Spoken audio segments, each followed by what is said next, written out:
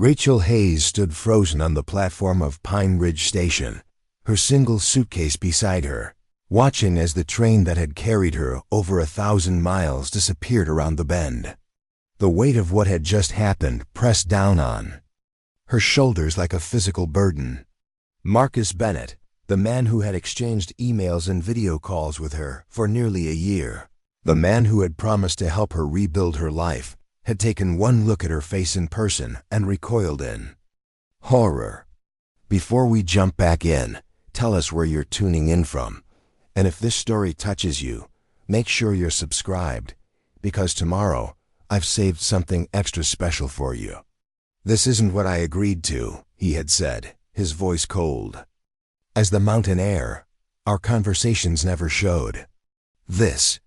His eyes had flickered to the left side of her face where a network of scars stretched from her temple to her jaw, a permanent reminder of the house fire that had claimed her parents' lives 3 years ago. The November wind whipped around her, catching her navy blue dress and tugging at her carefully pinned hair. At 32, Rachel was painfully aware that she was now stranded in an unfamiliar mountain town with only $230 to her name and no prospects whatsoever. The wooden bench at the edge of the platform offered little comfort as Rachel sank down, her legs suddenly unable to support her. Around her, Pine Ridge, Colorado hummed with midday activity, shopkeepers calling their wares, trucks rumbling. Along the main street, the distant sound of construction from what must be a renovation project downtown. None of it registered properly as she stared blankly at the small railway station's weathered sign. What would she do now? Return to Seattle, where her physical therapy practice had lost clients after her accident, where her apartment building had been sold to developers, forcing her to move, where not a single person would notice or care if she disappeared. Marcus's messages had seemed like a miracle when she'd first read his post on the Community Rebuilding Forum. A successful physical therapist himself with a growing practice in Colorado, seeking someone with her skills to join his team. Their correspondence had given her hope, his words speaking of professional respect, partnership, and the promise of a new beginning. Not once had he mentioned appearance as a requirement, which had given Rachel the courage to respond and eventually accept his offer. She had been honest about her age, her background in physical therapy, and her desire for a fresh start after her practice in Seattle had struggled. What she hadn't explicitly described was the extent of the scarring that twisted across her face, the result of trying to save her parents from the flames that had devoured their family home. Her parents hadn't survived. Rachel's smooth skin had not either. Waiting for someone, ma'am. Rachel looked up to see a station worker eyeing her with mild concern, his weathered face speaking of years spent under the Colorado sun. I was, she replied, her voice steadier than she felt. But they're not coming. Something like understanding crossed the man's face, but he merely nodded. Station closes at 5 o'clock. Eastbound trains won't be back until Thursday. Thursday. 2 days from now. 2 days to somehow find enough money for a ticket back to a city that didn't want her. The weight of her situation pressed in, threatening to crush her. Thank you, she managed, and the worker moved on, leaving her alone with her thoughts once more. The lunch bell from what appeared to be a small diner across the street rang out, reminding Rachel that she hadn't eaten since early morning. Food seemed unimportant in the face of her predicament, but practical sense won out. She would need her strength to figure out what to do next. Standing up, she straightened her spine and adjusted her hair, a lifetime of discipline asserting itself even now. With as much dignity as she could muster, she picked up her suitcase and made her way down the platform steps. The main street of Pine Ridge was wider than she had expected, lined with a mix of modern and historic buildings, a general store, a bank, what appeared to be a medical clinic, and several other establishments she couldn't immediately identify. At the far end stood a modest community center, its glass doors reflecting the vast blue Colorado sky. The small diner, Mountain View Cafe, according to the swinging sign, seemed her best option for a meal and information about potential work. $230 wouldn't last long, but Rachel knew she had to start somewhere. As she approached the diner's entrance, the door swung open forcefully, nearly hitting her. Marcus Bennett stormed out, his face flushed with irritation. He halted abruptly upon seeing Rachel, his expression hardening. "Miss Hayes," he said stiffly, "I thought you'd already arranged return transportation." Rachel met his gaze squarely, refusing to show weakness despite the pain his rejection had caused. "The next eastbound train isn't until Thursday, Mr. Bennett. I need accommodations until then." Marcus shifted uncomfortably, glancing around as if worried someone might see them together. "Look, I'm sorry about how things turned out, but you should have been forthright about your condition." The words stung worse than any physical blow. "My condition doesn't affect my ability to help patients rehabilitate or to contribute to your practice," Rachel replied, her voice low but firm. "I was forthright about everything that should matter." Marcus's jaw tightened. "A physical therapy practice requires client trust. Appearances matter. You should have mentioned your situation." He gestured vaguely toward her face, never quite looking directly at it. "Preparing and narrating this story took us a lot of time, so if you are enjoying it, subscribe to our channel. It means a lot to us. Now back to the story.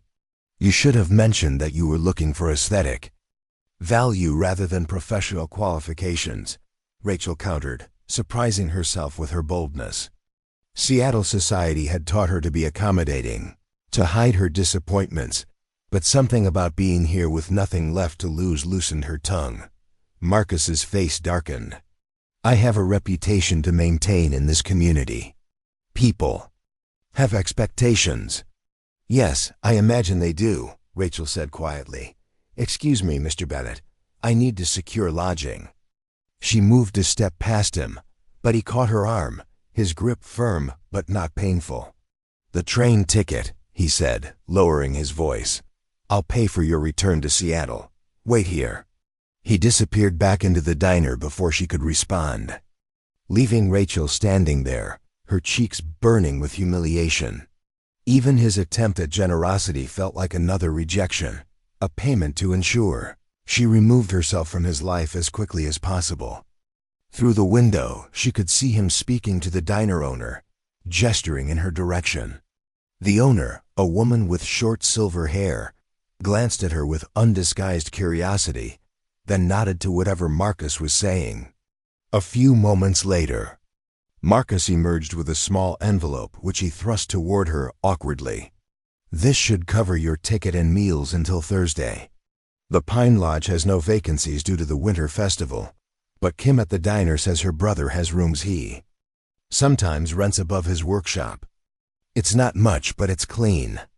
Rachel stared at the envelope, pride warring with practicality. She had $230 to her name. A train ticket east would cost nearly all of it, leaving nothing for food or shelter in the meantime. "Thank you," she said finally, accepting the envelope without meeting his eyes. Marcus nodded curtly. "I trust this resolves our arrangement, Miss Hayes. Good day." As he walked away toward the far end of town, his back straight and steps hurried, Rachel let out a breath she hadn't realized she'd been holding. In just a few hours, her hopes for a new beginning had been shattered, leaving her stranded and humiliated in a town where her only contact clearly wished she would disappear. The sun was beginning to dip toward the mountains to the west, casting long shadows across the street.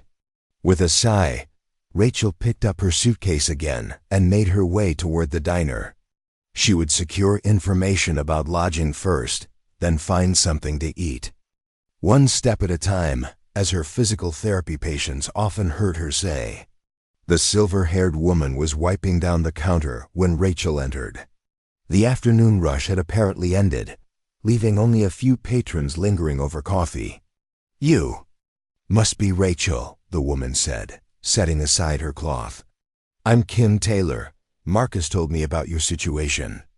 Her eyes didn't linger on Rachel's scars, which was refreshing after Marcus's obvious discomfort. "Yes, I'm Rachel Hayes. Mr. Bennett mentioned your brother might have a room available?" Kim nodded. "Jake's got a workshop on the edge of town. Builds custom furniture, does renovation work. Lives above the shop, but there's a separate apartment he sometimes rents out. Nothing fancy, but it's clean and warm." "That sounds perfect," Rachel said, relief washing over her. "What would the rate be for 2 nights?" $40 should cover it," Kim replied, "including heat. Jake's a good sort, keeps to himself mostly." Rachel calculated quickly. With Marcus's contribution and her own funds, she would still have enough for the train ticket and meals until Thursday. "I'd appreciate his contact information." Kim wrote down an address and phone number on a notepad. "He's probably at the workshop now. It's about a 10-minute walk from here, straight down Main Street, then left at the old mill." She tore off the paper and handed it to Rachel. "Would you like something to eat first? Today's special is chicken pot pie, best in the county." The mention of food reminded Rachel how long it had been since breakfast. "That sounds wonderful, thank you. Take a seat wherever you like. Coffee while you wait."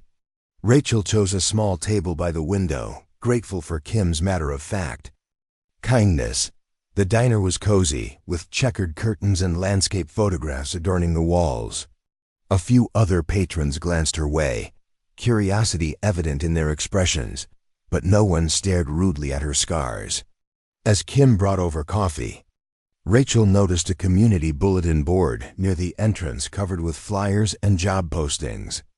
One in particular caught her eye: "Physical therapist needed, Pine Ridge Community Health Center." "That posting," Rachel said, pointing to the flyer as Kim set down her coffee. "Is it current?" Kim followed her gaze. "Oh, that?" "Yes, doctor.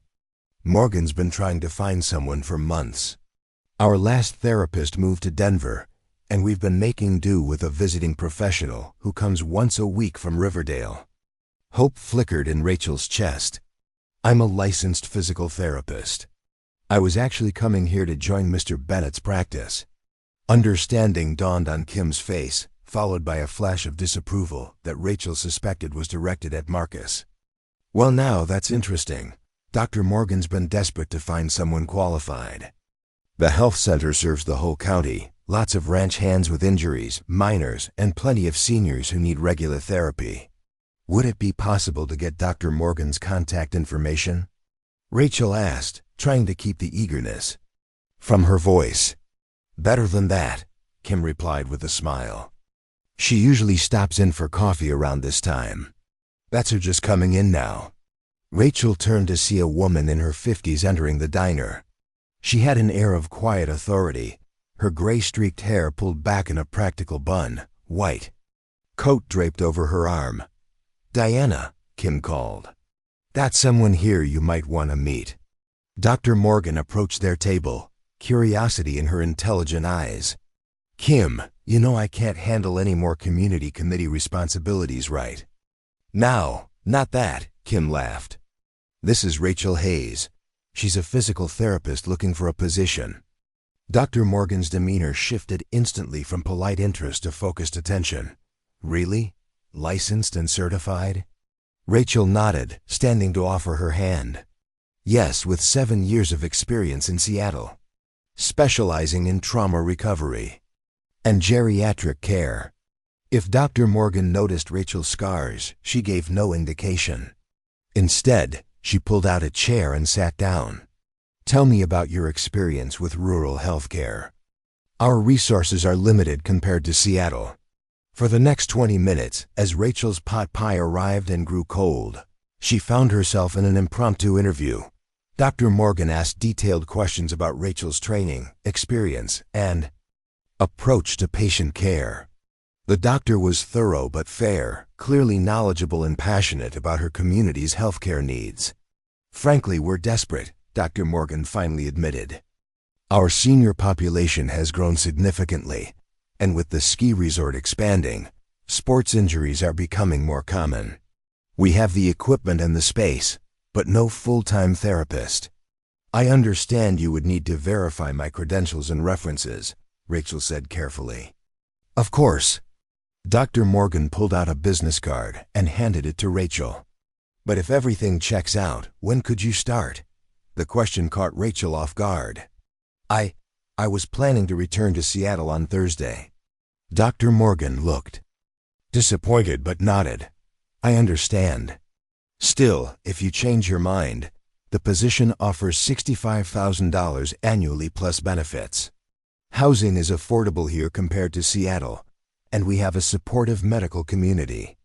The salary was comparable to what Rachel had made in Seattle, but the cost of living would be significantly lower. The opportunity was tempting, a chance to use her skills, to build something new, to belong somewhere. Could I let you know tomorrow? Rachel asked. I need to consider my options. Of course, Dr. Morgan agreed, standing up. My office opens at 8. Feel free to stop by and I can show you the facilities. After Dr. Morgan left, Rachel sat in stunned silence, her mind racing with unexpected possibilities. The job seemed perfect, challenging but within her capabilities, needed by the community, and offered by someone who hadn't flinched at her scars. That went well, Kim observed, refilling Rachel's coffee cup. Diana's tough but fair. Best doctor in the county. It sounds like a good opportunity, Rachel admitted. But I'd need a place to live, and I don't know anything about Pine Ridge. Kim considered this. Jake's apartment is available monthly if you decide to stay. As for Pine Ridge, she gestured around the diner. What you see is what you get. Small town, good people mostly. We look out for each other. And Marcus Bennett? Rachel couldn't help asking. Is he influential here? Something flickered in Kim's eyes. Marcus has money and a successful practice. Some people care about that. Others see him more clearly. She hesitated, then added, his rejection says more about him than about you. The simple validation brought unexpected tears to Rachel's eyes, which she quickly blinked away. Thank you for saying that. As Rachel finished her meal, the diner began filling up with the dinner crowd. She paid her bill, thanked Kim for her kindness, and collected her suitcase to make her way to Jake's workshop before darkness fell completely. The air had grown colder, and Rachel pulled her coat tighter around herself as she followed Kim's directions. Main Street gave way to residential neighborhoods, then to a more industrial area near what appeared to be an old mill converted into artist studios and workshops. Jake's furniture design occupied a large converted warehouse, warm light spilling from its windows into the gathering dusk. The sound of power tools and the scent of freshly cut wood filled the air as Rachel approached the entrance. She had just raised her hand to knock when the door opened, and she found herself face to face with a man who stopped her heart for a moment, not with conventional handsomeness, but with unexpected recognition. He stood over 6 feet tall, broad-shouldered, and solid, wearing a flannel shirt with the sleeves rolled up to reveal muscular forearms marked with the calluses and small nicks of his trade. A fine layer of sawdust covered his clothes, and safety goggles were pushed up on his forehead. But it was his face that caught and held Rachel's attention. The right side was conventionally attractive, strong jaw, straight nose, clear blue eyes under dark brows. But the left side bore extensive burn scars, pulling his mouth slightly downward and leaving a pattern of healed tissue from temple to neck, disappearing beneath his collar. The man met her gaze steadily, neither hiding his scars nor calling attention to them. When his eyes briefly took in her own scarred face, there was no shock, no revulsion, just a flicker of recognition. You must be Rachel, he said, his voice deeper than she expected. Kim called, I'm Jake Taylor. Rachel found her voice after a moment. Yes, she said you might have a room available until Thursday. He nodded, stepping back to let her enter. Apartment upstairs. It's simple, but it has everything you need. He reached for her suitcase. "Let me help with that." "I've got it," Rachel said automatically, the ingrained independence of years making her refuse before she could think better of it. A corner of his mouth, the unaffected side, lifted slightly. "No doubt you do, but that doesn't mean you should have to." Without waiting for further argument, he gently took the suitcase from her hand, his fingers briefly brushing against hers. The small contact sent an unexpected warmth through Rachel's chilled skin. The workshop was spacious and meticulously organized, with several projects in various stages of completion. A beautiful dining table dominated the center space, its surface gleaming with fresh varnish. Along the walls stood bookshelves, cabinets, and what appeared to be custom bed frames, all showing extraordinary craftsmanship. "Your work is beautiful," Rachel said sincerely. "Thank you," Jake replied, leading her toward a staircase at the back of the workshop.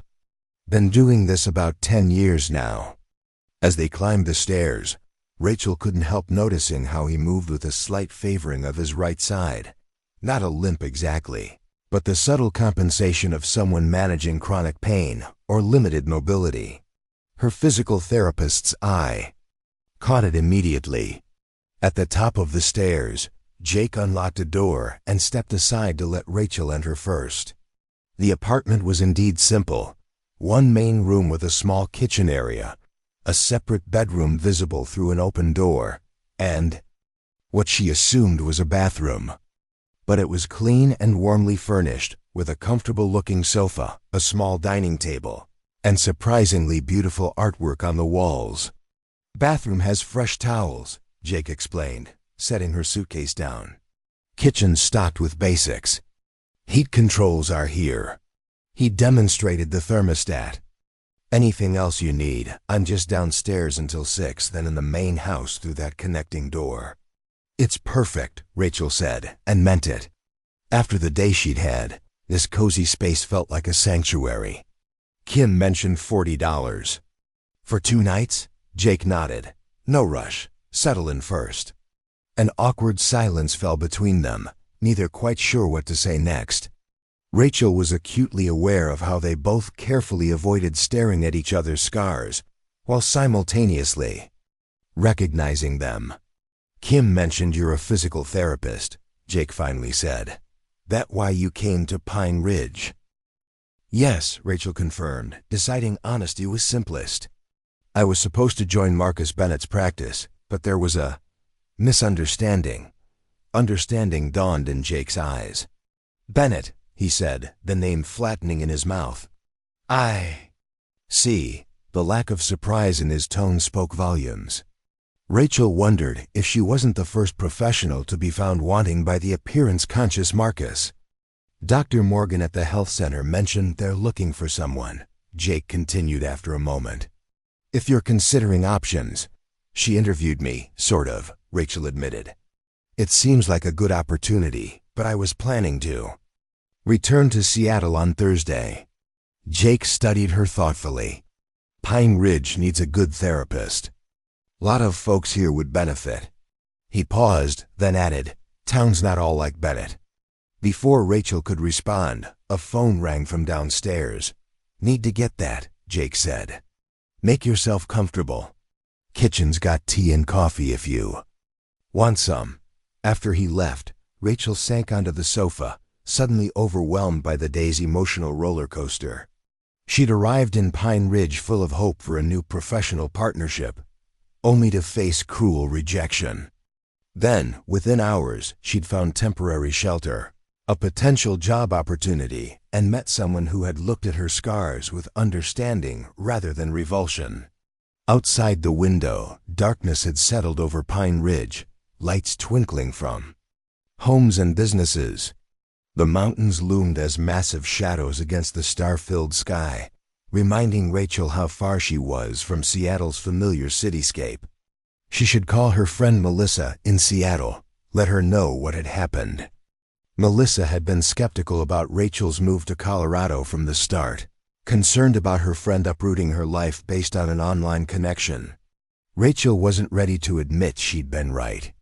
Instead, she unpacked her small suitcase, prepared a cup of tea from the kitchen supplies, and sat at the window seat, watching the quiet activity of the small town below. From this vantage point, she could see Main Street, people heading home or to evening activities, the lights of Kim's diner still bright with dinner patrons. The sound of power tools had stopped, and now she heard classical music playing softly. From the workshop below, Batch, she thought, though she wasn't certain. The melody rose and fell, complex and beautiful, an unexpected choice that made Rachel reconsider her initial impressions of Jake Taylor. Her thoughts drifted to Dr. Morgan's job offer. The position seemed ideal, a community that needed her. Skills, a salary that would allow her to live comfortably, and a fresh start away from Seattle's painful memories.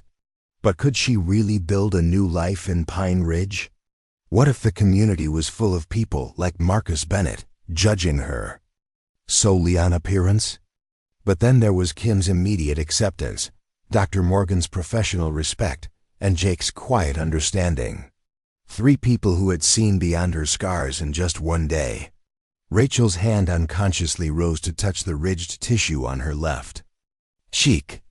The physical therapy practice in Seattle had gradually lost clients after her accident, despite her unchanged professional abilities. People were uncomfortable being treated by someone who reminded them of how fragile the human body could be, how quickly everything could change. A soft knock at the door interrupted her thoughts.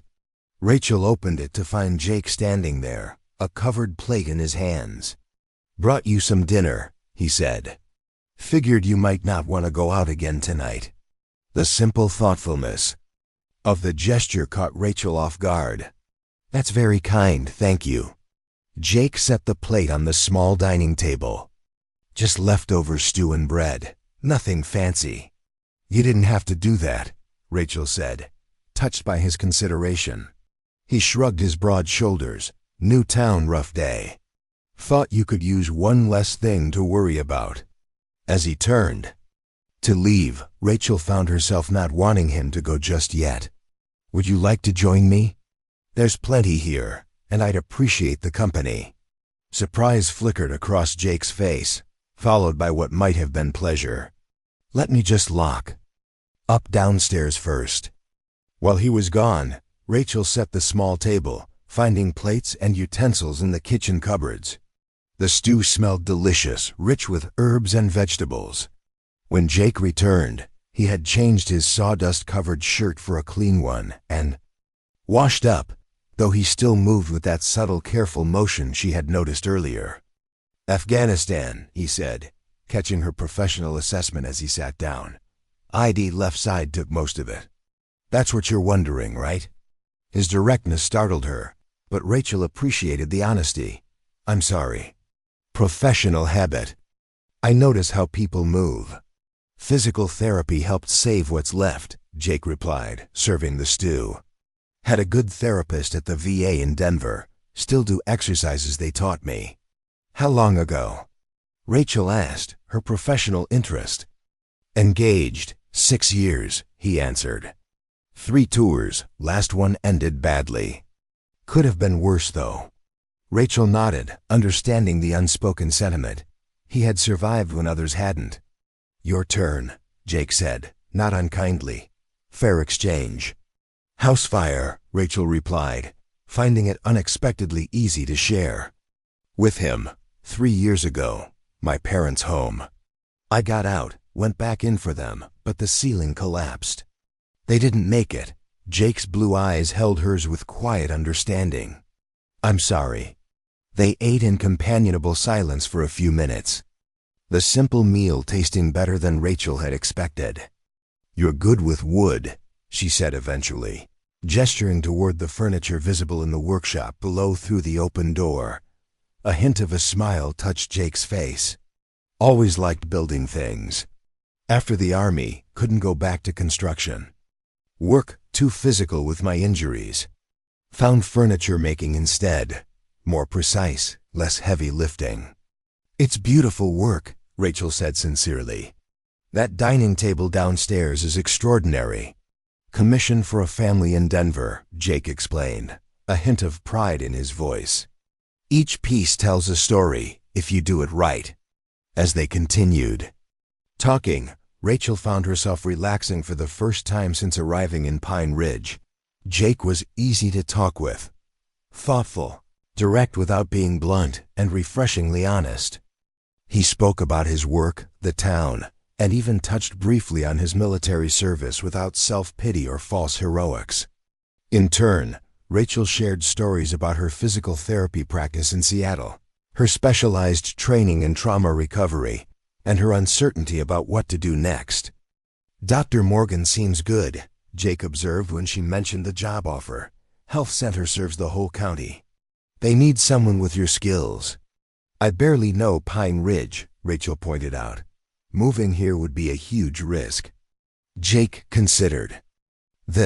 Small towns have long memories, good and bad. People know your business, but they also show up when you need them.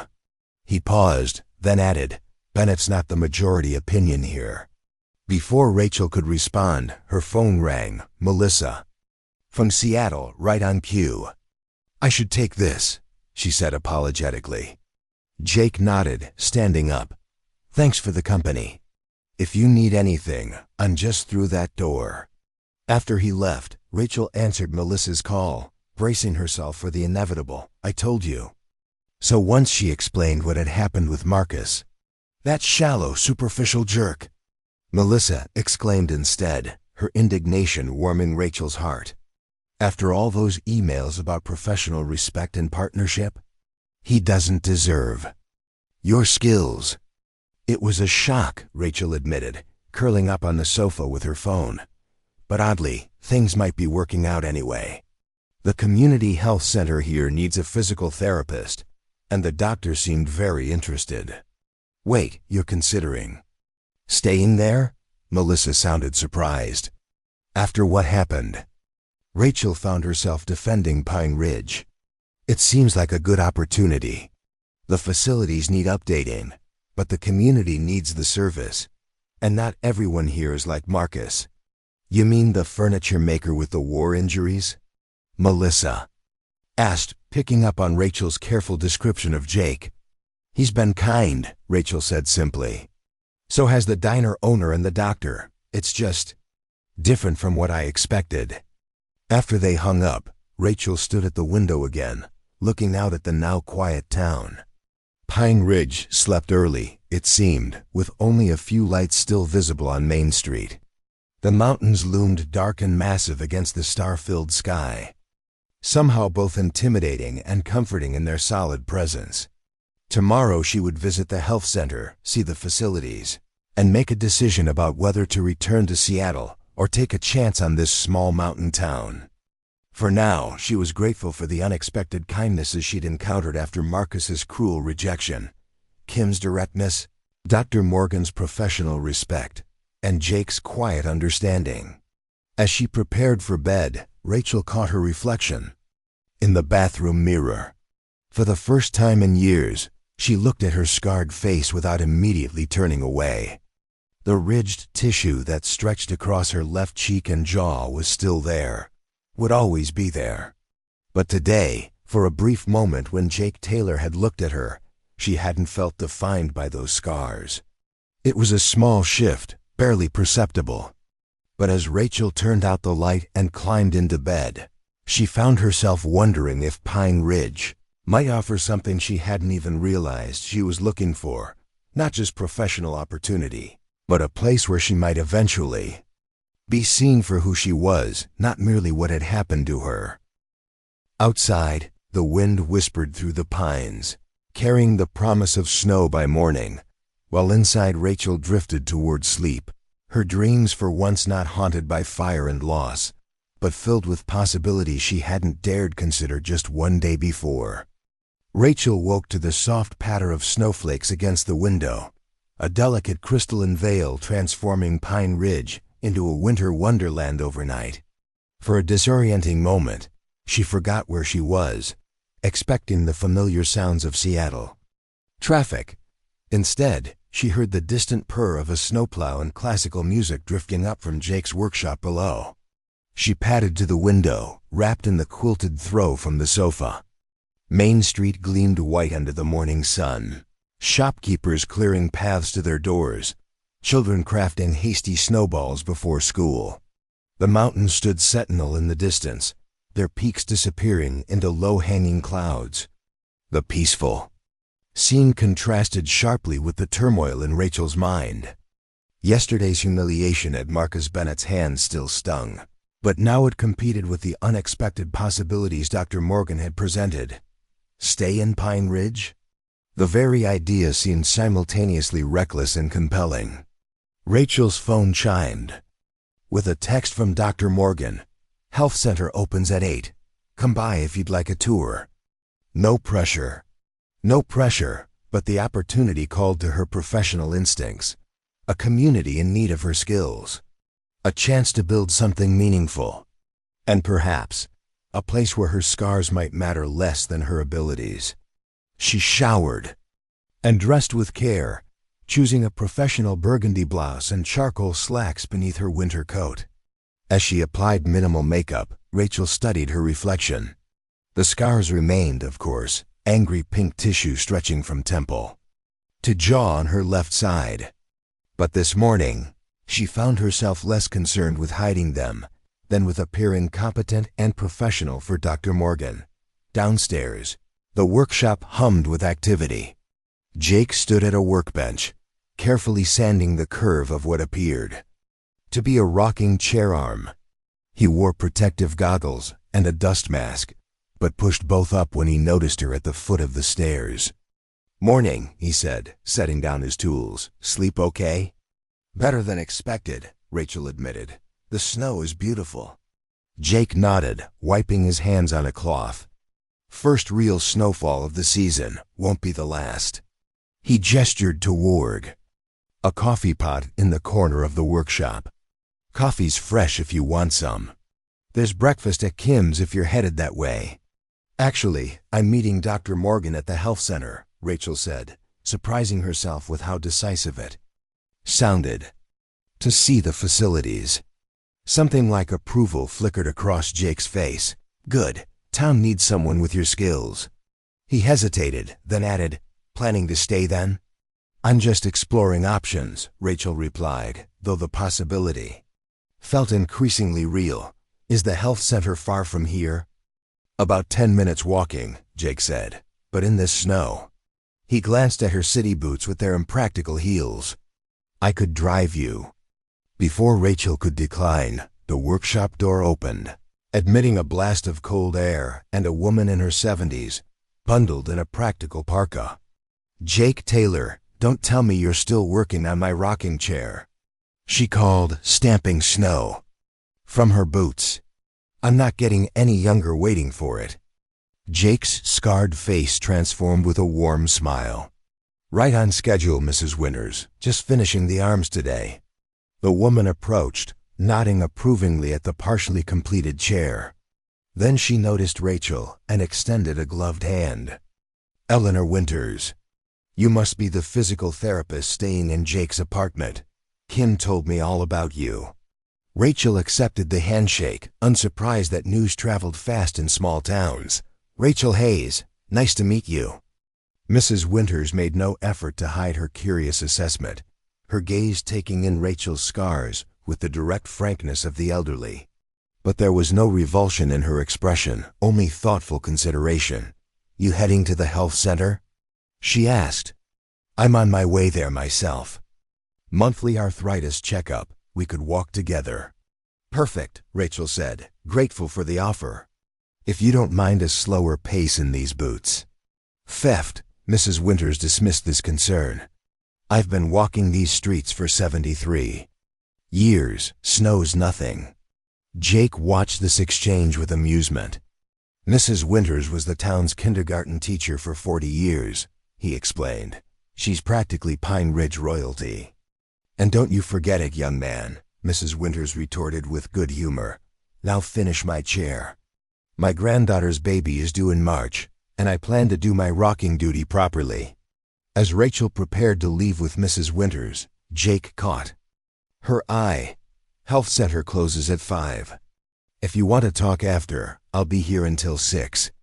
The simple offer, space to process her thoughts later, touched Rachel unexpectedly. Thank you. I might take you up on that. Outside, the cold air bit at Rachel's cheeks, but Mrs. Winters set a surprisingly brisk pace through the snow. She proved to be a walking encyclopedia of Pine Ridge, pointing out landmarks and sharing town history as they made their way toward Main Street. That building used to be the telegraph office back in mining days, she explained, indicating a charming stone structure now housing a bookstore. And over there, that's where the first schoolhouse stood until the fire of '62, when they passed Marcus Bennett's physical therapy practice, a modern glass and stone building that stood out among the town's more traditional architecture. Mrs. Winters sniffed disapprovingly. Fancy place, she commented. Fancy prices too. Most locals can't afford his services. We've been making do with the visiting therapist from Riverdale, but she only comes once a week. How long has Mr. Bennett been in Pine Ridge? Rachel asked, curious about the man who had rejected her so callously. About 3 years, Mrs. Winters replied. Moved from Denver. Treats the skiing tourists and wealthy retirees mostly. Doesn't involve himself much in community matters. She glanced sideways at Rachel. Kim mentioned there was a misunderstanding between you two. Rachel hesitated, unsure how much to share, but Mrs. Winters waved away her concern. No need to explain, dear. I taught kindergarten long enough to recognize when someone judges by appearances. Their loss is our potential gain. They arrived at the Pine Ridge Community Health Center, a modest single-story building with a newly plowed parking lot. Inside, the waiting room was already busy despite the early hour. A mother with a feverish child, an elderly man with an oxygen tank, 2 teenage boys with what appeared to be sports injuries. Dr. Morgan spotted them immediately, emerging from an examination room with a patient chart. Rachel, excellent timing. Mrs. Winters, your appointment isn't for another hour. Thought I'd show our potential new therapist around, Mrs. Winters replied unapologetically. Someone needs to give her the real story about Pine Ridge. Dr. Morgan smiled. I'm sure you've been thorough. Rachel, once I finish with this patient, I'll show you the therapy facilities. Feel free to look around while you wait. Left to her own devices, Rachel observed the health center's operations with professional interest. Despite the modest building, the equipment appeared relatively modern, the staff efficient and friendly. Several patients in the waiting room greeted Mrs. Winters warmly, their curious glances at Rachel holding interest rather than judgment. When Dr. Morgan returned, she led Rachel through a door marked Rehabilitation Services. The room beyond was larger than Rachel expected, with basic but functional equipment, treatment tables, parallel bars, weights, exercise balls, and several specialized machines. We renovated this wing last year, Dr. Morgan explained. The equipment is good but basic. We received a grant for expansion, but without a full-time therapist to develop the program, progress has been limited. Rachel assessed the space with growing excitement. The foundations were solid. With the right leadership, this could become something truly valuable to the community. What types of cases would I primarily see? She asked, running her hand along a treatment table. Varied, Dr. Morgan replied. Sports injuries from the ski resort, workplace accidents from the lumber mill and construction sites, ranching injuries, and a growing elderly population with mobility and pain management needs. She handed Rachel a folder. This is the patient breakdown from the past year. As you'll see, we're underserving many categories due to limited availability of therapeutic services. The statistics confirmed what Rachel was already sensing, a community with significant needs and insufficient resources to address them.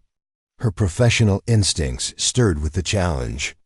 The position would be yours to shape, Dr. Morgan continued. You'd have considerable autonomy to develop programs based on community needs. The salary we discussed yesterday is firm, with performance-based increases possible after the first year. Benefits include health insurance, retirement contribution, and continuing education allowance. It was a more than fair offer, especially considering the lower cost of living compared to Seattle. Rachel found herself mentally calculating what her budget might look like, how she could develop the program, what specialized equipment she might prioritize. "I'd need to consider housing," she said thoughtfully, "and verify my licensing transfer to Colorado." Dr. Morgan's eyes brightened. With cautious hope, "Does that mean you're considering accepting?" "I'm seriously considering it," Rachel confirmed. "But I'd need a few days to make arrangements, give notice on my apartment in Seattle." "Of course," Dr. Morgan nodded. "The position is yours if you want it. We could have you start officially after the new year, though if you decided to relocate sooner, we could arrange temporary consulting status." Mrs. Winters, who had been pretending not to eavesdrop from a nearby chair, gave up all pretense. "Jake's apartment is available monthly, you know. And Clara at the real estate office has several nice rentals if you're looking for something more permanent." Rachel couldn't help but smile at the older woman's enthusiasm. "I appreciate that, Mrs. Winters. I'll need to think everything through." "Of course, dear," Mrs. Winters patted her arm. "But don't overthink. Sometimes the best decisions aren't the ones we plan for years. Sometimes they're the ones that find us when we least expect them." The wisdom in the simple statement resonated with Rachel. Coming to Pine Ridge had been a calculated risk that had failed spectacularly with Marcus Bennett. Yet somehow, that very failure had opened an unexpected door, one that might lead to something far more meaningful than what she'd originally sought. As if summoned by her thoughts, the health center's door opened, and Marcus Bennett himself walked in, accompanied by an elegantly dressed woman. He stopped short upon seeing Rachel, his expression cycling rapidly through surprise, dismay, and forced politeness. "Miss Hayes," he said stiffly, "I didn't expect to see you here." "Mr. Bennett," Rachel replied, maintaining her professional composure despite the discomfort churning in her stomach. "Dr. Morgan was kind enough to show me the health center's facilities."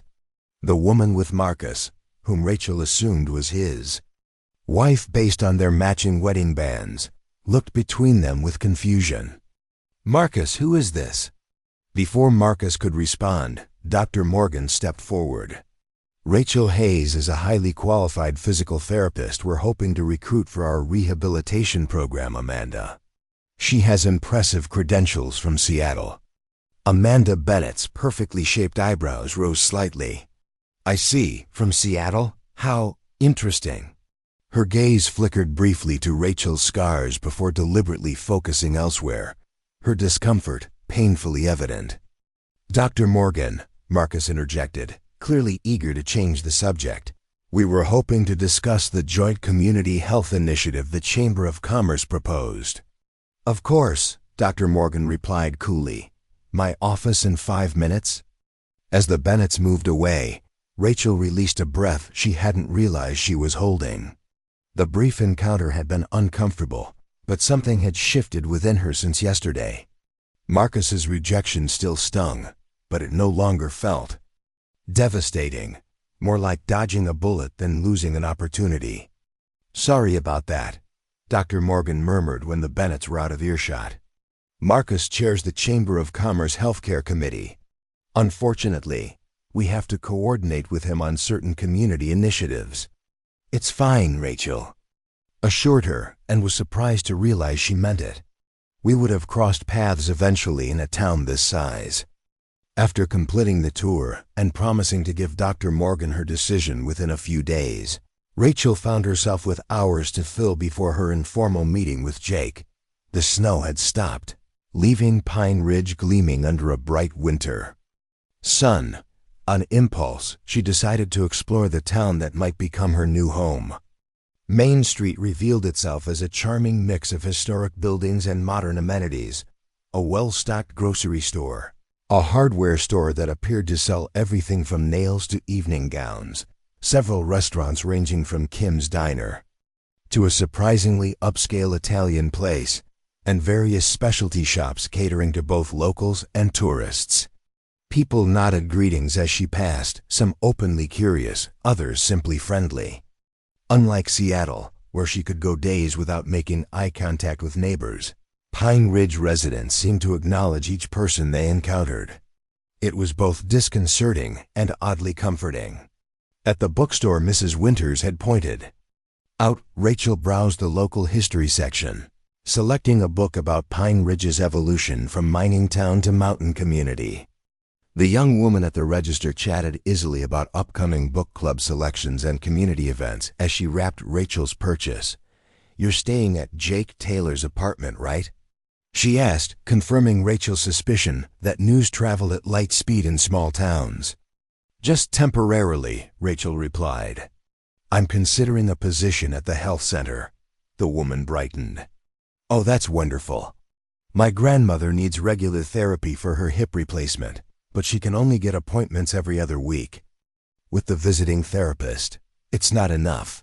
Similar conversations followed Rachel throughout the day. At the grocery store where she purchased a few essentials, the manager mentioned his son's soccer injuries that couldn't be properly treated locally. At a small cafe where she stopped for lunch, the owner spoke of her mother's Parkinson's symptoms that required therapeutic intervention. Everywhere Rachel went, she encountered evidence of the community's need for exactly the services she could provide. It was both humbling and empowering to realize how significant her contribution could be in this small town. As afternoon waned, Rachel found herself drawn to a small park near the center of town.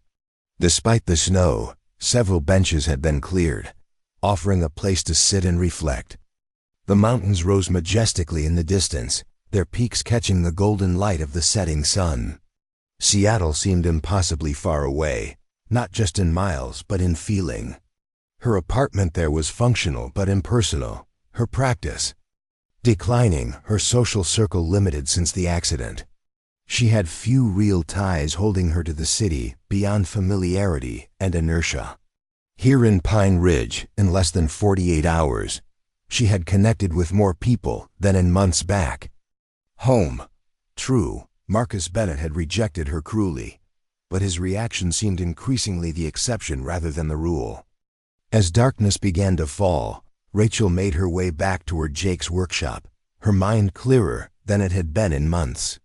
The lights were on, warm yellow beams cutting through the early evening darkness.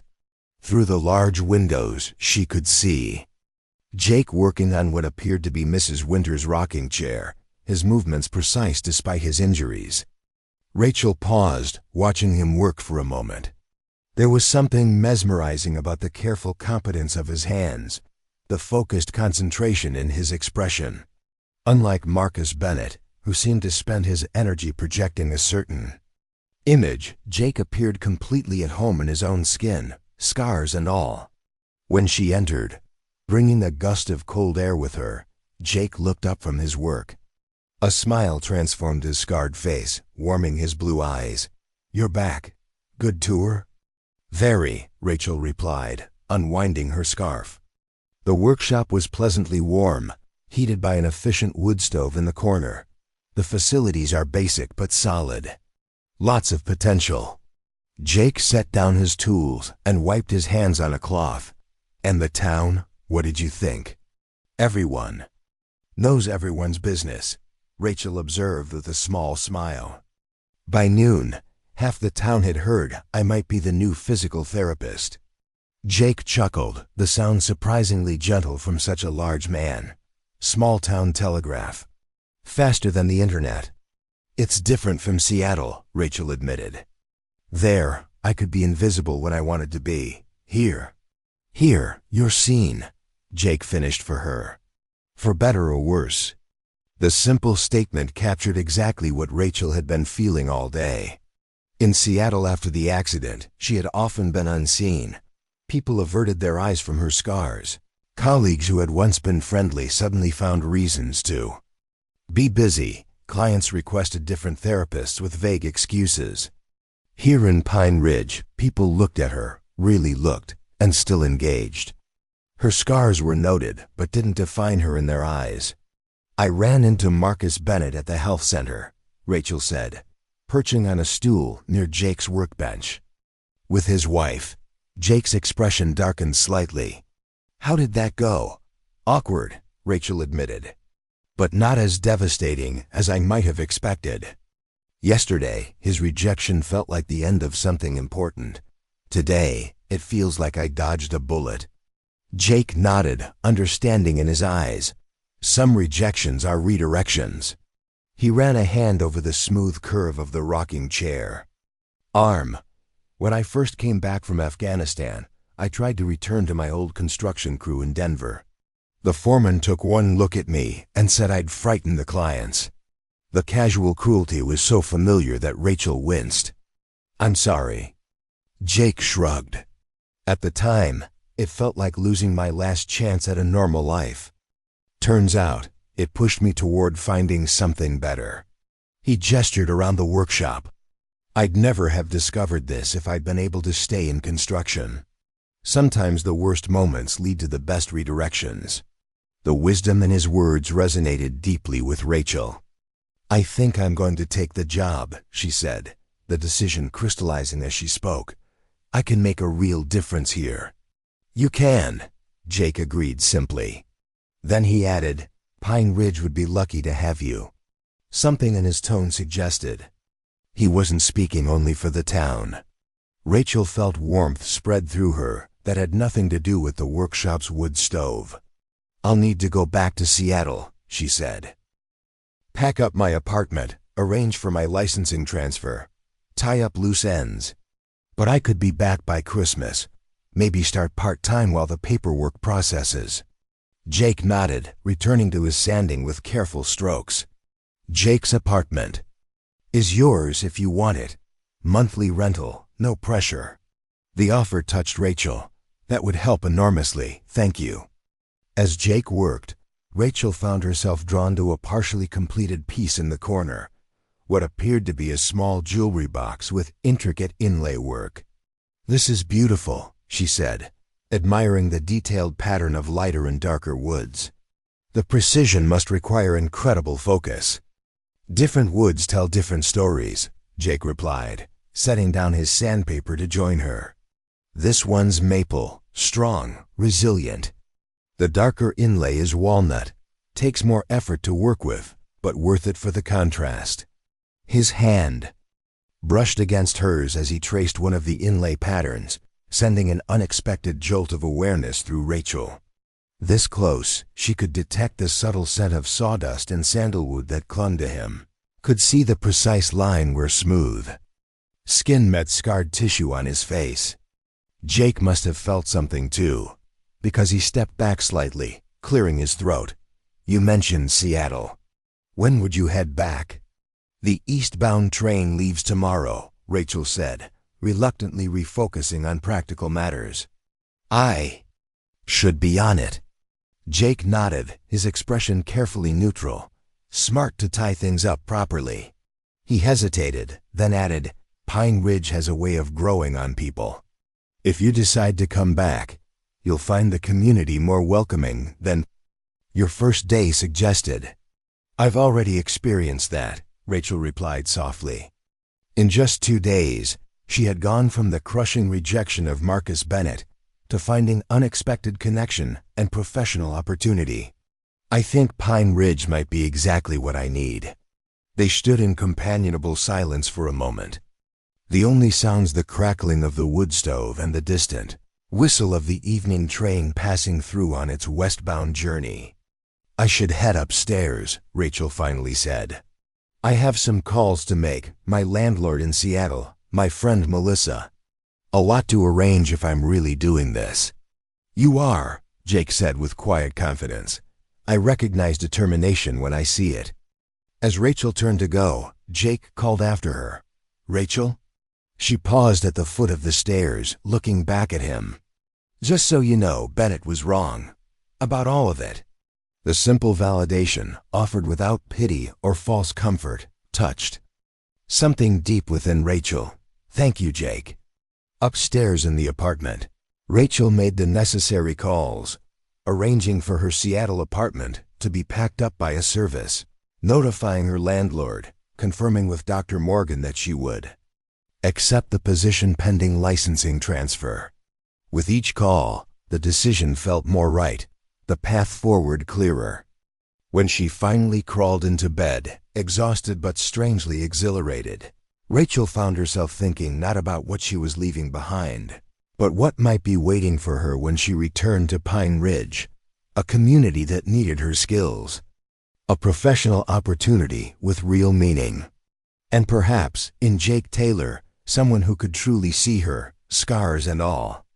Outside, snow began to fall again, dusting Pine Ridge with fresh powder that would transform everything by morning. Inside, Rachel drifted toward sleep, no longer haunted by what she had lost, but filled with quiet anticipation for what she might find in this small mountain town that had already begun to feel improbably like home. 3 weeks later, Rachel stood in the small apartment above Jake's workshop, surrounded by the few boxes she'd brought from Seattle. Outside, Christmas lights twinkled along Main Street, and a light snow fell, adding to the festive atmosphere that had transformed Pine Ridge into a holiday postcard. The journey back to Seattle had been necessary but jarring, the busy city streets, the impersonal interactions, the way people carefully avoided looking at her scars. Her apartment, once her sanctuary, had felt strangely empty, devoid of the warmth she'd unexpectedly found in Pine Ridge. Packing had been simpler than expected. She'd realized how few possessions truly mattered to her. Now, as she unpacked books and arranged personal items around Jake's apartment, her apartment now, at least temporarily, Rachel felt an unexpected sense of homecoming. Pine Ridge was still new, still largely unknown, but it already held more genuine connection than Seattle had in years. A knock at the door interrupted her unpacking. Rachel opened it to find Kim Taylor holding a covered casserole dish, steam escaping from beneath the foil. "Welcome back," Kim said warmly. "Thought you might appreciate a home-cooked meal after your travels." "That's so thoughtful," Rachel replied, genuinely touched as she invited Kim inside. "It smells amazing. Just my shepherd's pie." "Nothing fancy." Kim set the dish on the counter and looked around approvingly. "Jake cleaned up the place before you arrived. Even bought new curtains, did you notice?" Rachel hadn't, but now she saw the simple blue curtains framing the windows. Definitely new, and definitely not something the practical furniture maker would have chosen for himself. "He mentioned you're starting at the health center tomorrow," Kim continued, helping Rachel unpack dishes and arrange them in the cupboards without being asked. The easy familiarity might have seemed intrusive in Seattle, but here it felt natural, neighborly. "Part-time until my Colorado licensing is finalized," Rachel confirmed. "Dr. Morgan arranged for me to work under her supervision in the interim. Speaking of work, how's the diner? I missed your coffee while I was away." Kim beamed at the compliment. "Busy with the holiday crowd. Skiers coming through, families visiting. You picked an exciting time to arrive. Pine Ridge goes all out for Christmas." They chatted easily as they finished unpacking the kitchen items, Kim filling Rachel in on town gossip and upcoming holiday events. There was something comforting about the casual conversation, the simple human connection that had been so lacking in Rachel's life since the accident. "Jake's been working late these past weeks," Kim mentioned casually as she helped Rachel arrange books on a shelf. "Some special project he won't talk about, very mysterious." Before Rachel could respond to this intriguing information, another knock sounded at the door. This time it was Mrs. Winters, bearing a potted poinsettia and a determined expression. "Rachel, dear, I heard you'd returned. Welcome home." The older woman bustled in, setting the plant on the windowsill.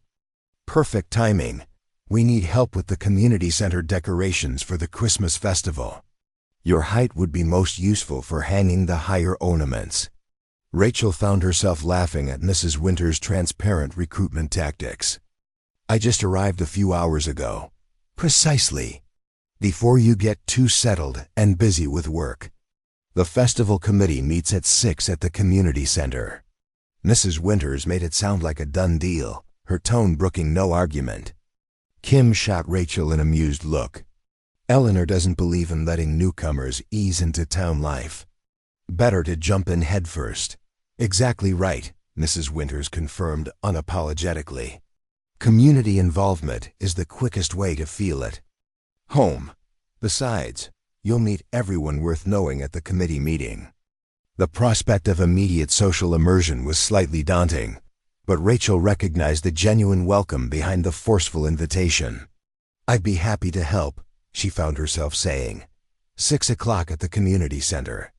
After both women left, Kim promising to check in tomorrow after Rachel's first day, Mrs. Winters reminding her to wear comfortable shoes for decorating duty, Rachel stood in the center of her partially unpacked apartment, bemused but touched by their enthusiastic welcome. In Seattle, she had gone weeks without meaningful social interaction outside of work. Here, within hours of her return, she had been fed, recruited for community service, and generally folded into the fabric of Pine Ridge life whether she was ready or not. The sound of the workshop door opening downstairs drew her attention. Through the floorboards, she could hear Jake moving around, the familiar rhythm of his footsteps with that subtle unevenness she'd noted before. Without consciously deciding to, Rachel found herself heading downstairs to greet him. Jake was hanging up his coat when she reached the workshop floor, snowflakes melting in his dark hair. He turned at the sound of her footsteps and the smile that transformed his scarred face sent an unexpected warmth through Rachel's chest. "You're back," he said simply. "Just arrived this afternoon," she confirmed. "Kim and Mrs. Winters have already been by. I'm apparently now on the Christmas festival committee." Jake chuckled, the sound warming the chilly workshop. "Eleanor, Winters doesn't believe in gradual integration. Welcome to small-town life. It's different," Rachel admitted. "In Seattle, I could go days without a real conversation. Here, I've been back 3 hours and already have dinner plans, committee responsibilities, and more personal questions than a job interview. Too much?" Jake asked, genuine concern in his blue eyes. Rachel considered the question honestly. No, she realized. Different, but not too much. Actually, it's nice to be seen. Something flickered in Jake's expression, recognition perhaps of what she meant. In a world that often looked away from visible differences, being truly seen was a rare gift. "Town's excited about the new physical therapist," he said, moving to stoke the workshop's wood stove. "Especially those of us with old injuries." The casual reference to his own injuries reminded Rachel of her professional curiosity. "Your gait, the compensation pattern in your left leg." "Eye damage to the hip joint?" Jake nodded, seemingly unsurprised by her assessment. "Good eye. Shrapnel fragmentation through the left side, damaged the hip socket. Surgery helped, but it's never been quite right." Rachel's professional mind immediately began cataloging potential therapeutic approaches, strengthening exercises, mobility work, possibly aquatic therapy. "The health center has a decent hydrotherapy setup," she found herself saying. "Water therapy can be remarkably effective for joint injuries, reducing weight-bearing stress while allowing full range of motion exercises." Jake regarded her with amusement. "Are you analyzing me professionally, Dr. Hayes?" The teasing tone made Rachel flush slightly. "Occupational hazard, sorry." "Don't be," Jake replied, his expression softening. "It's what you do, see how? To help people heal. That's a gift." The simple validation touched Rachel deeply. In Seattle after the accident, her professional confidence had been eroded by clients requesting different therapists. by subtle doubts about whether patients could trust someone who bore such visible evidence of trauma. Jake's straightforward appreciation of her skills reaffirmed something essential that she had begun to doubt. "I should let you get back to your unpacking," Jake said, glancing at his watch. "And if you're due at the community center at 6, you'll want to eat first." Eleanor runs a tight ship at those committee meetings. "Kim brought shepherd's pie," Rachel replied. "More than enough for 2, if you'd like to join me." The invitation hung between them, simple yet somehow significant. After a moment, Jake nodded. "Let me clean up first. 5 minutes?" Dinner was comfortable, their conversation flowing easily between town news, Rachel's packing adventures in Seattle, and the upcoming holiday festivities. Jake provided insider information about the Christmas festival, apparently an elaborate affair involving the entire town, culminating in a community dance on Christmas Eve. "Fair warning," he said as they cleared the dishes together, "Mrs. Winters will try to involve you in the Christmas pageant somehow. She believes everyone has hidden theatrical talents waiting to be discovered." Rachel laughed, passing him a plate to dry. "I think my theatrical talents should remain hidden. What about you? What's your festival role?" "Stage construction. Lighting, behind-the-scenes work," Jake replied. "Want to avoid the spotlight when possible." The statement held layers of meaning Rachel was beginning to understand. Like her, Jake had learned to navigate a world that often responded to visible differences with discomfort. Unlike her, he'd had years to develop his strategies, to find his place in a community that had come to value him for his skills and character, rather than judge him for his scars. "I should head to the community center," Rachel said, checking the time. "Apparently, I'm essential for high ornament placement." "I'll walk you," Jake offered. "I'm headed that way anyway. Need to drop off some measurements for the stage expansion." Outside, Pine Ridge had transformed into a winter wonderland. Snow fell in fat, lazy flakes, illuminated by the colorful Christmas lights strung along Main Street. Shopkeepers had decorated their windows with holiday displays, and the towering pine in the town square glittered with ornaments and lights. "It's beautiful," Rachel said, her breath fogging in the cold air. "Town takes Christmas seriously," Jake replied, his pace automatically slowing to accommodate her shorter stride. "Wait until you see the festival itself. Ice sculptures, corollers, Mrs. Belmont's famous hot chocolate station. Kids love it." As they walked, several people called greetings, welcoming Rachel back to town and confirming her suspicion that her return had been noted and discussed by practically everyone. Rather than feeling intrusive, the attention felt oddly comforting, a community knitting her into its fabric. The community center was buzzing with activity when they arrived.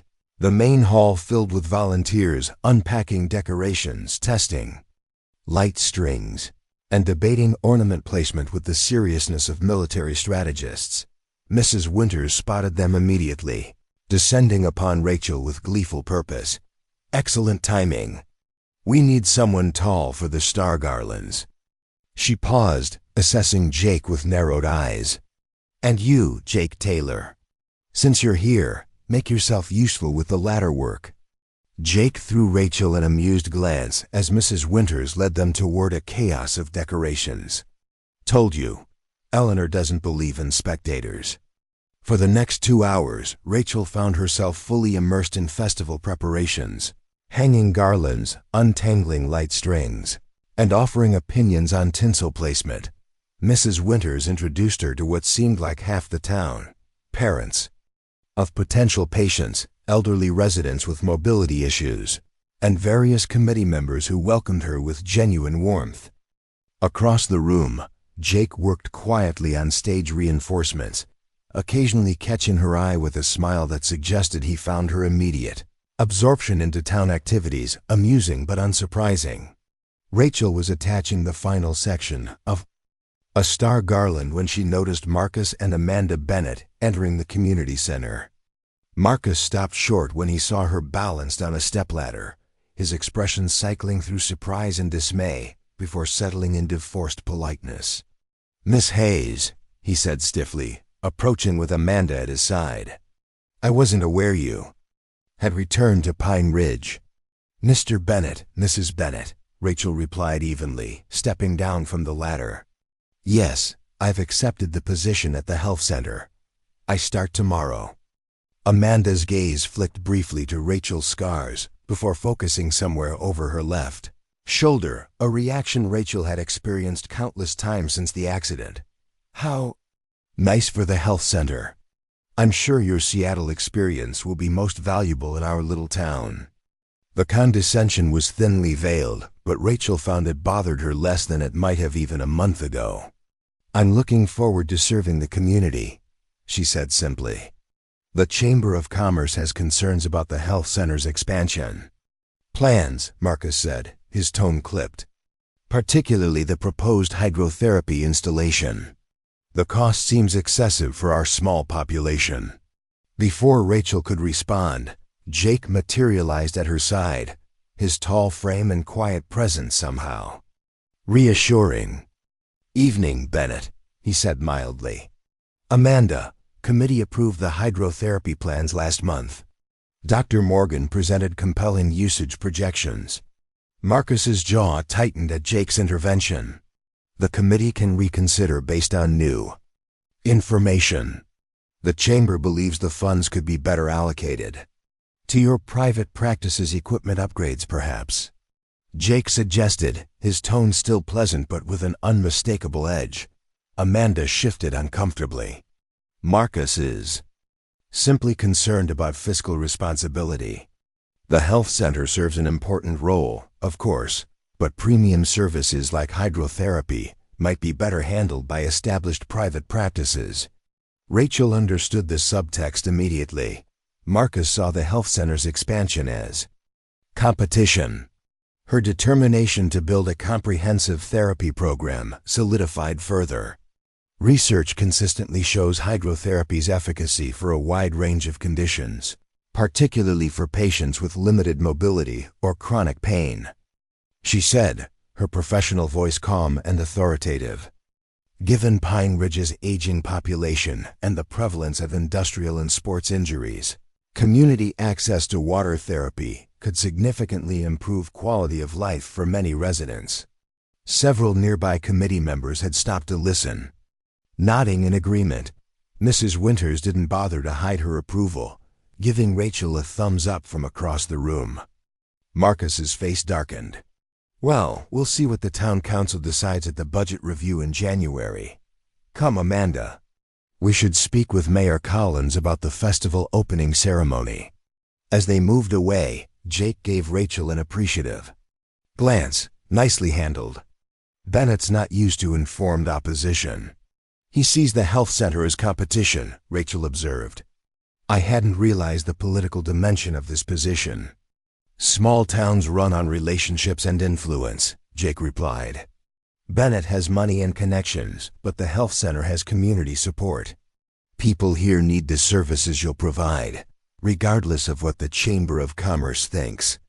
The simple vote of confidence bolstered Rachel's determination. This wasn't just about building a new career for herself. It was about creating something valuable for a community that needed it. As the evening wound down and volunteers began dispersing, Mrs. Winters approached Rachel with a satisfied expression. "You've made quite an impression, dear. Everyone's talking about our new therapist who stood up to Marcus Bennett on her first day back." Rachel winced slightly. "I didn't mean to create gossip."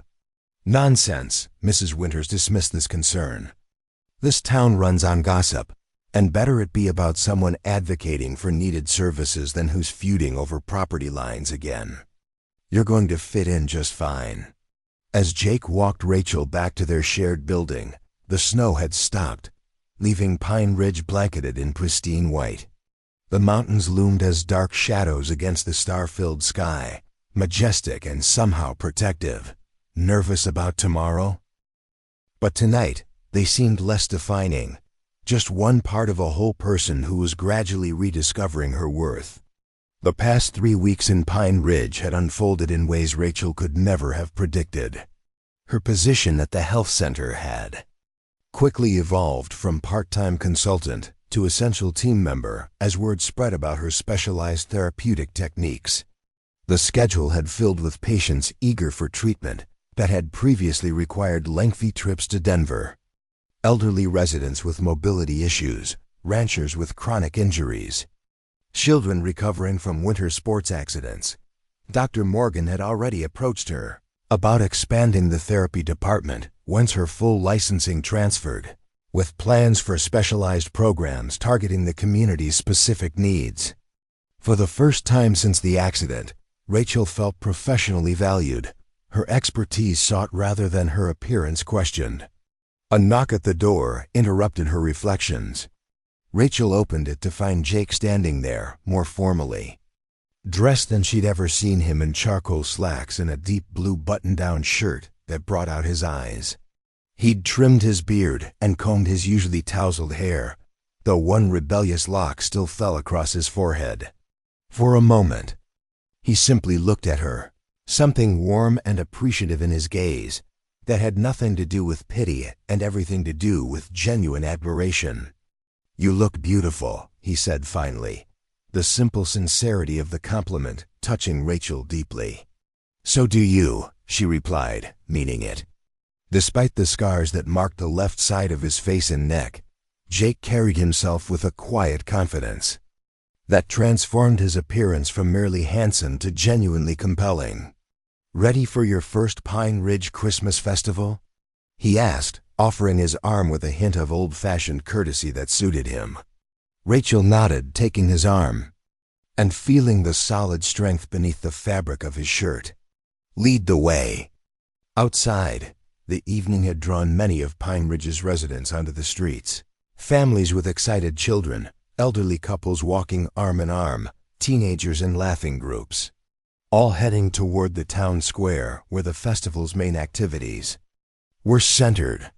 "It looks like something from a holiday movie," Rachel observed as they walked, taking in the decorated storefronts and lampposts wrapped in evergreen garlands. Jake nodded, a hint of pride in his expression. "Town's been doing this for generations. My grandfather used to talk about bringing my father to see the Christmas tree lighting back in the 50s. You grew up here?" Rachel asked, surprised. She had assumed Jake was a transplant like herself, given his military service. "Born and raised," he confirmed. "Left for the Army at 18, came back different." The simple statement encompassed years of experience and change. Town was different too, some better, some worse, but still home. As they approached the town square, the festival came into full view. Vendor booths selling everything from handcrafted ornaments to hot chocolate, children lining up for horse-drawn sleigh rides, the community choir performing carols on a small stage.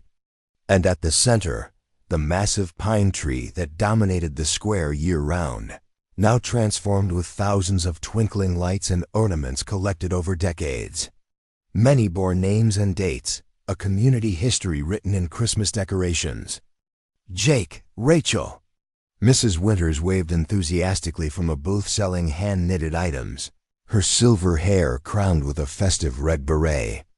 "Come see what the senior center made this year." "No escape," Jake murmured with good-humored resignation. "Eleanor will expect appropriate appreciation of every item." Rachel laughed, squeezing his arm. "Small price to pay for belonging." The observation seemed to strike Jake, his expression softening as he looked at her. "Yes," he agreed quietly. "Worth every minute." They made their way through the festival, stopping to admire crafts, sample holiday treats, and chat with what seemed like half the town. Rachel was struck by how many people greeted her by name, asked about specific patients with small-town disregard for medical privacy, or thanked her for therapy services already rendered. "Miss Hayes." A teenage boy waved from the hot chocolate stand. Rachel recognized him as Brendan Miller, her first patient 3 weeks ago, a snowboarding injury that had required careful rehabilitation. "Look," he demonstrated a perfect, Squat, grinning with pride. No pain. Excellent form, Rachel called back, professional satisfaction warming her. Keep up those stabilization exercises. Jake watched this exchange with a small smile. You've made quite an impact in a short time. The community makes it easy, Rachel replied thoughtfully. In Seattle after the accident, I felt like I was constantly fighting to prove my competence despite my appearance. Here, people seem to focus on results rather than scars. Small towns can't afford the luxury of superficial judgments, Jake observed. Too few people with too many needs. Skills matter more than appearance. As they continued through the festival, Rachel noticed Marcus and Amanda Bennett holding court near the stage, surrounded by what appeared to be wealthier members of the community. Marcus spotted them, his expression cooling noticeably before. He turned deliberately away, drawing his companion's attention to something in the opposite direction. Still smarting from the health center board meeting, Jake explained, following her gaze. Your presentation on community therapy needs was apparently very persuasive. The expansion budget passed unanimously. Rachel hadn't realized Jake knew about that presentation. A comprehensive overview of Pine Ridge's therapy requirements she'd prepared after just 2 weeks of patient assessments. It was just data, she said modestly. The community's needs spoke for themselves. Data presented by someone who cares, Jake corrected, makes a difference. Their conversation was interrupted by Dr. Morgan, elegant in a silver wrap dress, accompanied by her husband. Rachel. Perfect timing. I wanted to introduce you to James. He's been hearing about our miracle worker therapist for weeks. As introductions were made and conversation flowed, Rachel found herself drawn into the warm circle of Pine Ridge's community leadership, not as an outsider or a curiosity, but as a valued professional bringing needed skills to the town. When the community dance began, the festival shifted to the community center's main hall, transformed with greenery and twinkling lights into a magical space. The local band, composed of a music teacher, 2 ranchers, and the town's postal carrier, proved surprisingly skilled, playing everything from traditional carols to dance standards. Would you like to dance? Jake asked as the band began a slow waltz, his usual confidence tempered with a hint of uncertainty. Rachel nodded, allowing him to lead her onto the dance floor. Despite his earlier joke about not dancing much, these days, Jake moved with unexpected grace, his hand warm and steady at her waist as he guided her through the steps. You dance beautifully for someone who claims not to practice, she observed, noting how he compensated smoothly for the subtle unevenness in his gait. A hint of a smile touched his scarred face. Physical therapy after the injury. Dancing was part of the rehabilitation protocol, helped rebuild balance and coordination. Effective approach, Rachel approved professionally, then added more. Personally, and my good fortune tonight. As they moved together among the other couples, Rachel became aware of curious glances, not hostile or pitying, but interested, speculative. The town noticing that their scarred furniture maker and their new therapist had found common ground. People are watching, she murmured, a lifetime of self-consciousness briefly resurfacing. Let them, Jake replied simply. Gives them something to talk about besides the price of beef and who's feuding over property lines. His matter-of-fact acceptance made Rachel laugh, tension dissolving. Fair point. Besides, Jake added more quietly, some things are worth being seen. The weight of meaning in those simple words touched something deep within Rachel. For years after the accident, she had navigated a world where being seen meant being judged for her scars. She had learned to anticipate discomfort, to expect the quick aversion of eyes or the too bright smiles that never quite met her gaze. Here in Jake's arms, being seen meant something entirely different: recognition, acceptance, appreciation of all that she was, Burns included.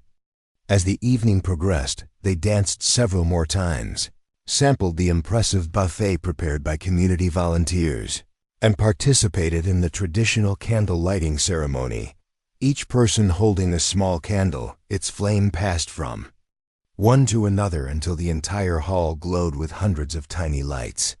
"Make a wish," Jake murmured as Rachel's candle was lit, the small flame illuminating her face in golden light. Rachel closed her eyes briefly, making a wish not for the erasure of her scars or the undoing of the past, but for the courage to build something meaningful from all that had happened, the strength to transform loss into purpose, damage into beauty. When she opened her eyes, Jake was watching her with an expression that suggested he understood exactly what she had wished for without needing words. Later, as the festival began winding down and families with young children departed for Christmas Eve traditions at home, the band shifted to quieter, more intimate selections. Jake led Rachel to a quiet corner where refreshments were still being served. "Cocoa?" he offered, retrieving 2 steaming mugs from a smiling volunteer. "Perfect," Rachel accepted gratefully, the warmth seeping into her hands as they found seats at a small table, partially screened from the main hall by evergreen boughs. "So," Jake said after a comfortable silence, "does Pine Ridge's Christmas festival meet expectations?" "Exceeds them," Rachel replied honestly. "It's not what I expected when I first arrived, but then, nothing about Pine Ridge has been good. Unexpected or bad unexpected?" Jake asked, his blue eyes intent on her face. Rachel considered the question thoughtfully. "When Marcus rejected me the moment he saw my scars, it felt like the worst kind of unexpected, confirmation of all my fears that I would never be seen as more than my burns." She touched the phoenix pendant at her throat, drawing strength from its symbolism. "But that rejection led me to the health center, to a community that needed exactly what I could offer, to people who see beyond surface appearances to what matters." She met his gaze directly. "To you, so definitely good. Unexpected in the end." Something shifted in Jake's expression, a softening, an opening. "I remember that feeling," he said quietly. "Coming back from Afghanistan, everything changed. Not just this," he gestured to the scarred side of his face, "but inside too. The future I'd planned disappeared. Had to find a new way forward." "And did you find a way forward?" Rachel asked, though she knew the answer from the man sitting before her, steady, purposeful, at peace with his scars in a way she was still learning to be with hers. "Day by day," Jake replied. "Some better than others. Found things that helped, working with my hands, building something lasting from broken pieces." His gaze held hers. "Finding people who see you clearly, scars and all." The simple truth of his words resonated deeply with Rachel. "I spent 3 years in Seattle after the accident, trying to prove I was still the same person beneath the scars," she admitted. "But I'm not the same person. I couldn't be, after everything. I just couldn't see that changing didn't have to mean diminishing." Jake nodded, understanding in his eyes. "Fire changes what it touches, doesn't always destroy it. Like tempering metal," Rachel suggested, "making it stronger through the flame." "Or like kintsugi," Jake countered, a smile warming his face at her puzzled expression. "Japanese art form. Repairing broken pottery with gold. The damage becomes part of the beauty, not something to hide." The concept struck Rachel with the force of revelation. "That's a powerful way to think about it. Helped me," Jake said simply, "after I came back. Scars aren't just about what was lost. They're proof of healing, of surviving." "Beautiful means we both survived." Rachel echoed his words from weeks ago, understanding them more deeply now. "It's not about looking past the scars, is it? It's about seeing them as part of a larger story." "Your story," Jake agreed. "My story. Not the whole of who we are, but not separate from it either." From the main hall, the band began playing Silent Night, the melody sweet and haunting in the Christmas Eve quiet. Without speaking, Jake stood and offered his hand to Rachel. She took it without hesitation, allowing him to lead her back to the dance floor for one last dance. They moved together in perfect synchronicity, his arm secure around her waist, her hand resting lightly on his shoulder where she knew burn scars extended beneath his shirt. Around them, other couples swayed to the music, but Rachel was aware only of Jake, the steady rhythm of his heartbeat, the careful strength in his movements. The way his blue eyes never left her face, scars and all. "Rachel," he said softly as the music faded, still holding her close. "I have something to ask you." Her heart quickened at the seriousness in his tone. "Yes? Dr. Morgan mentioned you're looking at apartments in town. More permanent than staying above the workshop." Rachel nodded, surprised by this apparent change of subject. "My lease with you is always temporary. I don't want to impose indefinitely." "You're not imposing," Jake said quickly, "but I understand wanting your own space." He hesitated, then continued with careful deliberation. "There's a cottage on the edge of my property. Used to be my grandfather's retirement home. Been sitting empty since he passed. I've been renovating it these past weeks." "Is that the mysterious project Kim mentioned?" Rachel asked, beginning to understand. Jake nodded, a hint of color rising to his unscarred cheek. "Thought you might consider it. As a rental," he added hastily. "No pressure, just an option." The offer touched Rachel deeply, not just for its practicality, but for what it represented. A connection to this man who understood her journey, as few others could, who saw her scars as badges of survival rather than flaws to be overlooked. "I'd like to see it," she said softly. "The cottage." Relief and pleasure transformed Jake's scarred face. "Tomorrow?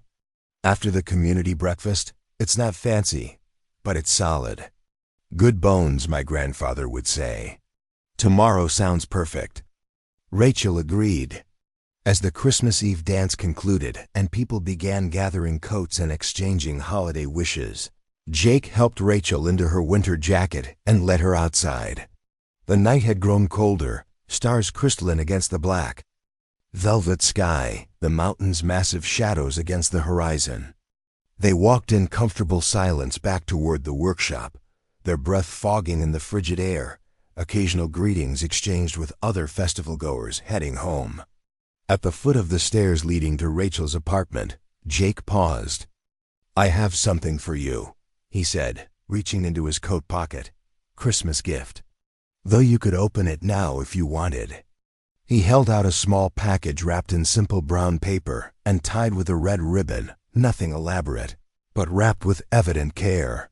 Rachel accepted it with surprise, touched by the unexpected gesture. "I have something for you too," she admitted, "but it's upstairs. May I?" Jake asked, gesturing toward the stairs. In the apartment, warm from the heater she'd left running, Rachel retrieved her own carefully wrapped package from the drawer where she'd hidden it. They sat together on the small sofa, an atmosphere of anticipation hanging between them. "You first," Rachel encouraged, suddenly nervous about her choice of gift. Jake carefully unwrapped the package to reveal a leather-bound journal, its cover embossed with a simple tree design. He opened it, finding blank pages of high-quality paper and a handwritten note on the first page. "For new designs, new ideas, new beginnings. Thank you for helping me find mine." "Rachel, it's beautiful," he said sincerely, running his fingers over the supple leather, "perfect for workshop sketches." "Your turn," he added, nodding toward the package still in her lap. Rachel unwrapped it with careful fingers to discover a small wooden picture frame, exquisitely crafted from the same woods as her jewelry box, maple and walnut in a harmonious pattern that highlighted their contrasting colors and grains. "Jake, it's gorgeous," she breathed, admiring the craftsmanship. "Turn it over," he suggested quietly.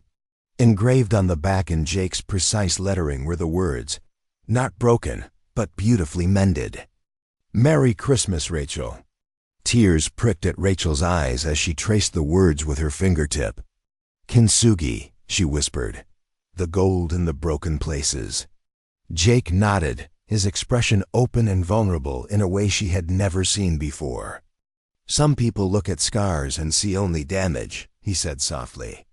"Others see the healing that made them, the strength it took to survive, to rebuild."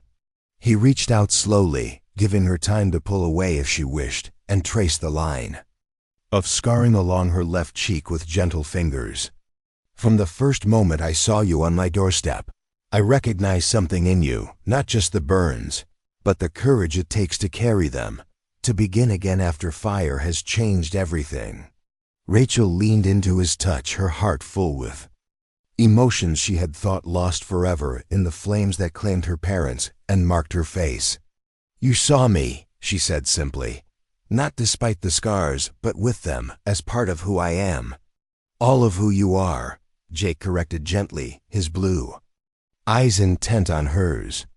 "The scars, yes, but also the skilled therapist, the woman brave enough to start over in a strange town, the person who brings light into every room she enters." Without conscious thought, Rachel found herself leaning forward, closing the distance between them. Jake met her halfway, his lips finding hers in a kiss that felt like coming home, gentle but certain, a promise of understanding deeper than words could express. When they finally parted, Jake rested his forehead against hers, their breath mingling in the quiet room. "Merry Christmas, Rachel," he murmured. "Merry Christmas, Jake," she replied, knowing that whatever gifts tomorrow might bring, she had already received the most precious one possible, being truly seen, scars and all, by someone who understood that survival itself was beautiful. The next morning dawned clear and bright, sunlight sparkling on fresh snow as Pine Ridge awoke to Christmas Day. Rachel dressed warmly for the community breakfast at the town hall, the phoenix pendant at her throat and Jake's picture frame holding a place of honor on her bedside table. Jake was waiting at the foot of the stairs, his tall frame bundled against the cold, eyes lighting when he saw her. "Merry Christmas," he greeted, offering his arm with that quiet courtesy that seemed so natural to him. "Merry Christmas," she replied, taking his arm and feeling the solid strength beneath his coat. "Ready for breakfast?" "Always ready for Mrs. Jenkins' Christmas pancakes," he confirmed with a smile that transformed his scarred face. "Town tradition, no one misses them." The town hall was indeed packed when they arrived, tables laden with breakfast foods, children excitedly comparing gifts, adults exchanging holiday wishes. Rachel and Jake found seats with Kim, Mrs. Winters, and Dr. Morgan's family, conversation flowing easily among them. Rachel observed the gathering with a sense of wonder. 3 months ago, she had been a stranger to everyone in this room. Now she was woven into the fabric of the community, her name known, her skills valued, her presence welcomed. After breakfast, as promised, Jake drove Rachel to see the cottage at the edge of his property. The small stone building nestled among pine trees, smoke rising from its chimney in welcome. "You've been working on it already," Rachel observed as they approached. Jake nodded, a hint of nervousness in his expression that she rarely saw. "Wanted it to be ready in case you were interested." Inside, the cottage was a revelation, compact but beautifully designed, with an open living area centered around a stone fireplace, a small kitchen with new appliances, and what appeared to be a study with built-in bookshelves. Through an open door, Rachel glimpsed a bedroom with a large window framing a perfect view of the mountains. But what took her breath away were the details. Furniture clearly crafted by Jake's hands, each piece beautiful and functional. The dining table's inlay matched her jewelry box. The bookshelves featured the same careful joinery as her picture frame. A rocking chair by the fire could only be the twin to Mrs. Winter's cherished piece. "Jake," she breathed, turning in. Slow circle to take it all in. "This is incredible. How long have you been working on this?"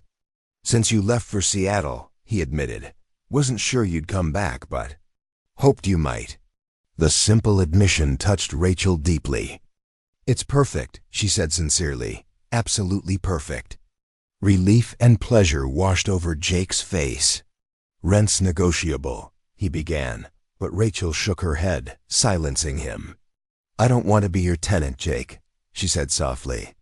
Disappointment flickered in his eyes before she continued. "I'd rather be your neighbor, your friend, your—" She hesitated, then finished with quiet certainty. "Partner, if you want that too." The transformation of Jake's expression from disappointment to dawning joy was something Rachel knew she would remember forever. "I want that," he confirmed, closing the distance between them. "Have since you stood on my doorstep that first day, looking at my scars the same way I looked at yours, not with pity or revulsion, but recognition."